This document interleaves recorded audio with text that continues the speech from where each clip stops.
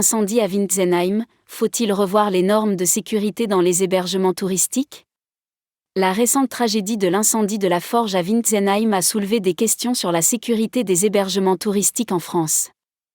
Le maire de Colmar, Éric Stroman, a interpellé la première ministre Elisabeth Borne, pointant du doigt les normes de sécurité jugées insuffisantes pour les gîtes et les résidences de tourisme.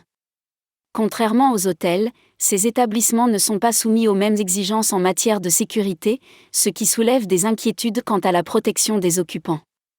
Faut-il revoir les règles en vigueur pour garantir un niveau de sécurité optimal ? Les normes actuelles, une inégalité entre hôtels et hébergements touristiques. Les hôtels sont soumis à des normes de sécurité strictes pour assurer la protection de leurs clients.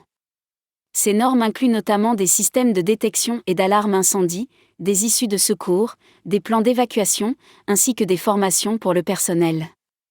En revanche, les gîtes et les résidences de tourisme échappent à ces contraintes, ce qui peut créer des situations potentiellement dangereuses pour les vacanciers. Le maire de Colmar, dans sa lettre ouverte à la Première ministre, souligne cette inégalité de traitement entre les différents types d'hébergements touristiques. Il estime que les normes actuelles ne sont pas adaptées pour garantir la sécurité des occupants des gîtes et des résidences de tourisme, notamment en cas d'incendie.